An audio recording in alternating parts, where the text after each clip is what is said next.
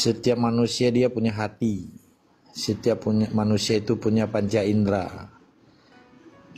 Jadi ketika Allah menciptakan manusia sebagai makhluk yang paling sempurna di antara makhluk yang lain, sebenarnya hatilah yang berbicara. Ketika hati nuraninya memiliki nilai-nilai kemanusiaan yang beda dengan binatang yang lain, dia tidak akan pernah mencederai hak manusia yang lain demi kepentingan hak satu manusia yang telah menghilangkan hati nuraninya. Itu prinsip manusia dan hukum humaniter. Maka berdirinya PBB atau berdirinya United Nations dari persoalan manusia ke manusia, bukan persoalan binatang ke manusia atau sebaliknya. Maka ketika kebiadaban manusia menjelma menjadi binatang atau menjelma menjadi makhluk yang tidak memiliki hati nurani, itu yang disebut dengan penjajah. Maka ketika Soekarno, sekalipun dia antek Belanda, dia juga punya hati nurani kan? Karena panitia PPKI, Panitia Persiapan Kemerdekaan Indonesia, yang berubah dari BPUPKI menjadi PPKI, di dalam preambul pembukaan Undang-Undang Dasar 45 Indonesia ditulis di situ hukum humaniter. Kemerdekaan adalah hak segala bangsa, karena penjajahan di atas dunia harus dihapuskan karena tidak sesuai dengan pri kemanusiaan dan pri keadilan.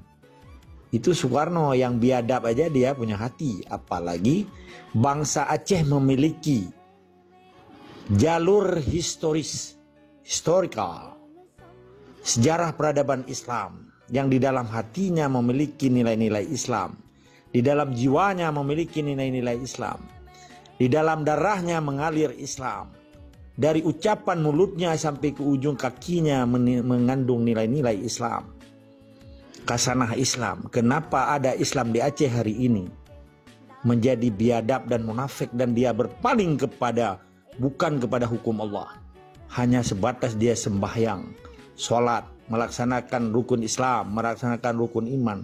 Kenapa dia tunduk dan patuh di bawah kebiadaban Indonesia yang tidak berdasarkan hukum Islam? Inilah yang perlu diluruskan, perlu dikaji.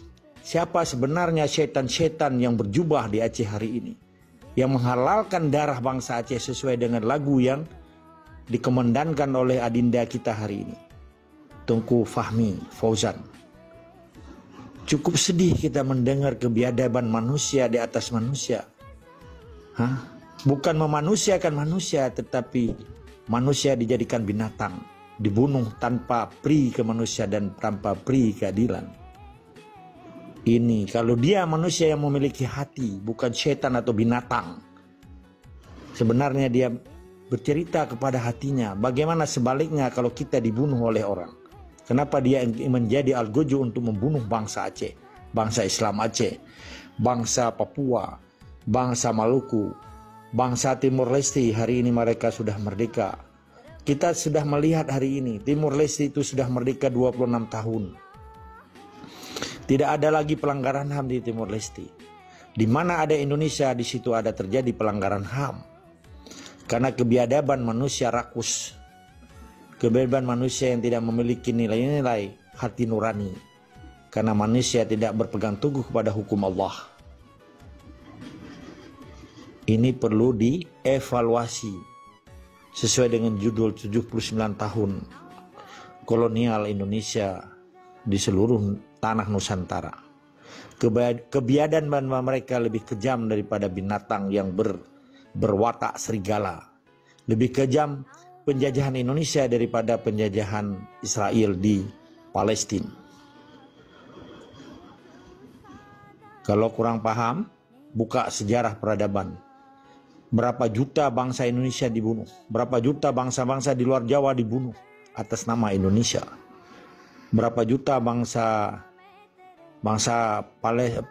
Palestina dibunuh oleh Israel. Coba bandingkan betapa kejamnya satu bangsa yang tidak beradab. atas terhadap bangsa asli Aceh, terhadap bangsa asli Papua, terhadap bangsa asli Maluku, terhadap bangsa asli Timor Leste, terhadap bangsa asli Melayu, terhadap asli bangsa Dayak.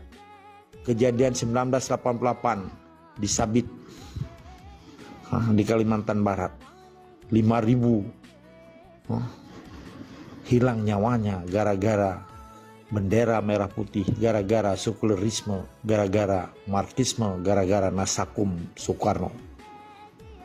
Ketika PBB hari ini menghargai bangsa-bangsa asli di dunia, apa salahnya keinginan bangsa asli untuk menguapkan rasa keinginannya bebas dari cengkrama kebiadaban bangsa penjajah di atas tanah aslinya?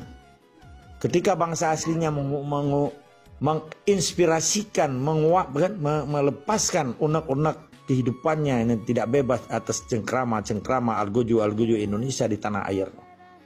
Karena kebiadaban pembunuhan yang terjadi di Aceh, pembunuhan yang terjadi di luar Pulau Jawa, kebunuhan yang terjadi di Papua, di Maluku, di mana-mana pun termasuk di Sambit, akibat kebiadaban ini, pernahkah diselesaikan secara kemanusiaan? Tidak pernah.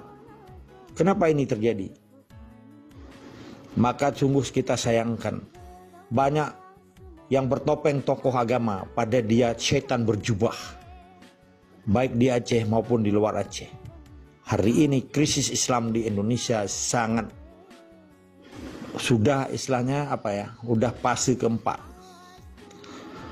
Karena banyak manusia-manusia biadab yang berjubah, orang-orang yang berjubah tetapi syaitan.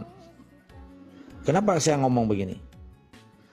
Karena ketika dihalalkan darah bangsa Islam Aceh, dihalalkan darah bangsa-bangsa di luar Pulau Jawa yang dibunuh oleh Algojo TNI, tidak diselesaikan. Dan apa dasarnya dibunuh bangsa-bangsa asli di Aceh? Hanya sebatas ingin merampok teritorial, hanya merampok tanah, ingin merampok isi buminya, tak harus tunduk dan patuh di bawah perintah-perintah TNI, di bawah perintah-perintah sistem Indonesia. Wahai bangsa Indonesia yang cinta Indonesia, buka hatimu, buka hati nuranimu, buka pikiranmu, buka matamu. Jangan Anda menjadi binatang yang berupa setan. Jangan setan yang berupa manusia.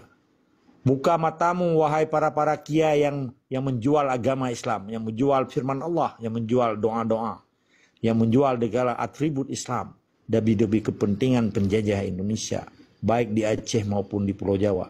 Banyak kiai yang hari ini menjadi manusia munafik, setan-setan yang berjubah tetapi dia tidak memiliki hati nurani. Buka matamu wahai binatang, supaya kamu jangan menjadi binatang, supaya kamu jangan menjadi pembunuh. Karena kalau satu kamu bunuh di dunia, sama aja kamu bunuh seluruh dunia.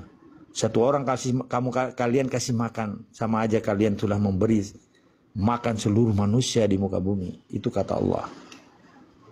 Apa artinya Anda hidup di bawah penderitaan orang lain? Apa artinya Anda menghalalkan darah bangsa lain demi kepentingan pribadi kalian yang berhati serigala?